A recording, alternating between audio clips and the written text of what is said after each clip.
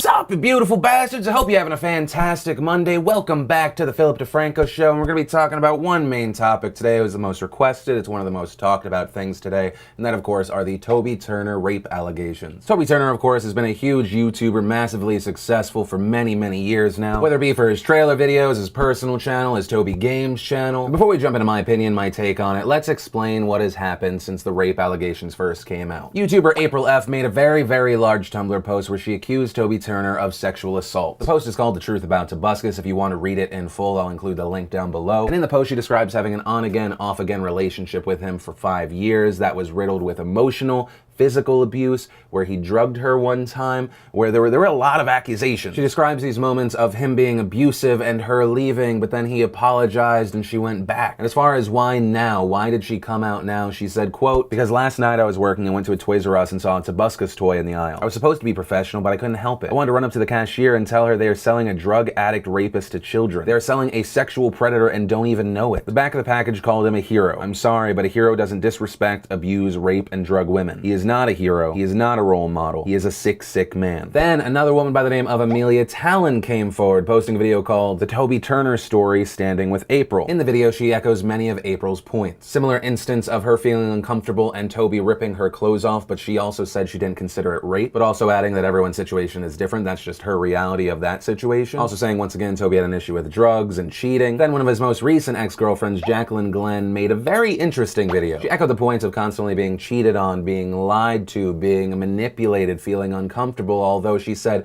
when she would express that she was uncomfortable, that she didn't want to do things, Toby felt undesired and would leave. Taking the lack of interest is almost a slight against who he is as a person. But she did make the point that she didn't feel like she had been sexually assaulted. And she does make several other points in favor and against Toby. I would say check it out. I'm trying to truncate all these 20-minute videos, these giant posts, into an easily consumable video. There's a lot of detail here. Also, as of this morning, in response to the allegations put against him, Toby Turner made this video and this statement. "I've never done anything without her consent. These allegations are absolutely false." Also, it should be noted, prior to this, Toby Turner's mother did go on Facebook and defended him. You can look at that post as well. So that essentially sums up the situation that is public right now. So finally, for my opinion and takeaway from it, I want to preface this. 1, if you are a victim of sexual assault, male, female, does not matter. Please report it. Please go to the police. The more time that passes from the moment that happened, the less likely it is that the person that did something horrible will actually pay for it. 2, I do feel uncomfortable talking about this. I have genuine fears about talking about this topic. Not because viewers or passerbys might lash out at me, but I have a genuine fear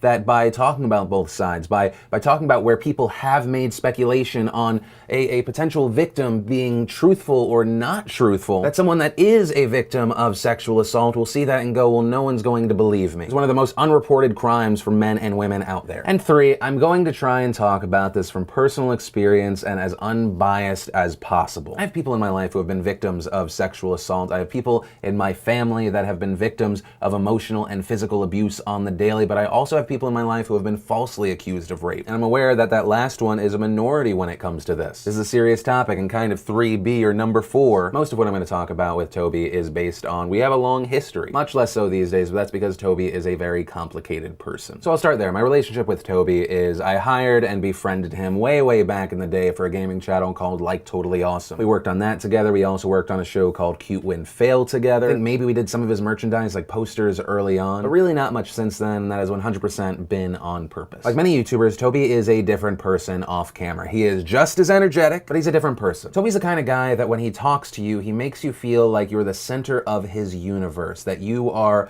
the most important thing, that you are so amazing as a person. He can open up for 1 second and tell you about some pain he has in his life. And you form a connection with him and you have a relationship, but that relationship comes with strings. Toby Turner falls in love with anyone that gives him attention, anyone that makes him feel validated as a human being and special. The problem with that is it's a hollow feeling, it's a fleeting feeling. It will go away, and in my opinion, over the years, to counteract that, Toby has surrounded himself with yes men, yes women, people willing to do pretty much anything that he wants, to validate everything he says, says and does. As far as why I stopped working with him, I had my own work to focus on, but I never really thought to use Toby for anything else. It made me personally feel good about myself knowing that any relationship I had with Toby was based on us as people and not on work, since he had so many people using him. But also because in a business standpoint, he was far too unreliable and unstable. You didn't know if he was going to show up on time, you didn't know if you were going to get your final product. So that was my personal opinion, my personal choice in that matter. Some people were asking if I did that because I knew that he was some sexual predator. No, that was based purely from a business standpoint. So as far as the other things, is Toby Turner a bad boyfriend? I think he's probably a horrible boyfriend. He might be one of the worst boyfriends in the world. I don't even know if he could spell monogamy. Once again, in my opinion, Toby is an addict to validation, to praise, and one of the best ways to feel validated for some people is sex. Someone's willing to do one of the most intimate things in the world with you. You're a special, special snowflake. And while I never witnessed it personally, yes, there's a lot that points to him being a very, very bad boyfriend and cheating constantly. Then to the question, does Toby Turner have a substance abuse problem? I believe many people would probably say yes. There have been accusations recently about Molly. There have been accusations in the past about cocaine use. Many in the community have 1 to 5 Toby Turner stories around this. For me personally, without going into too much detail, those last 2 instances were my wedding, and another was a Super Bowl party around 3 years ago where we had to make him leave because he did something indecent in front of one of my female employees. I think a big part of that, once again, is him being surrounded by and only dealing with people that say yes. That if he gets touchy and enthusiastic about it or aggressive about it, that people have just gone along with it. And in my opinion, that was an instance of him doing stuff that was okay in his bubble and with his people,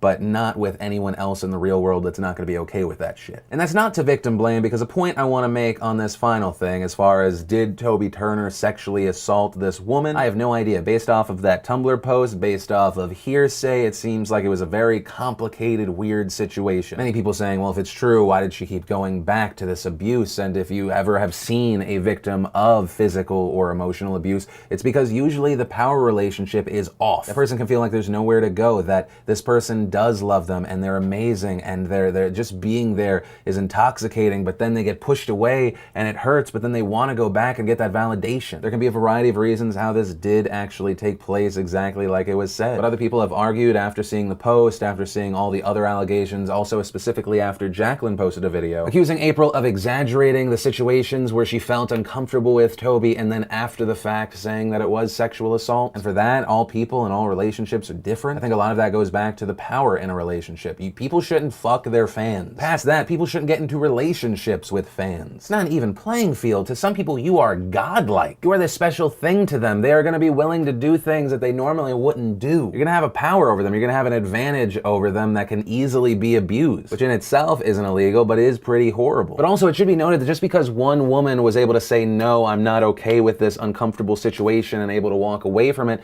doesn't mean that every other woman would. Especially when the woman that walked away and didn't put up with this shit was the most successful of all the women, the closest to having an even amount of power in the relationship. And so ultimately, here's my opinion. Is Toby guilty of throwing himself into unbalanced relationships? Yes. Constantly. Is Toby guilty of cheating on his girlfriends? Yes. Do I believe Toby Turner has a substance abuse problem? Yes, I do, and I hope he gets help for it. Is Toby Turner guilty of at least emotionally abusing these women in his life? It seems like yes. Is Toby guilty of sexual assault and rape? I don't know. Being a super shitty person and boyfriend does not necessarily mean you've raped somebody. But at the same time, if you take out the name Toby Turner, you look at just a man, a woman, and another woman, and another woman, and another woman, anyone is capable of anything, and it's hard to know what to believe when you can see that there have been lies in the past and you know that drugs are involved. And with this whole story, I hate that we even have to debate this. But because a minority of people in the past have claimed rape as a way to tear down someone, that becomes a topic of debate and may scare future victims from coming forward. And I kind of want to end on what I opened up this opinion part on. If you feel like you are a victim, you need to report it right after. If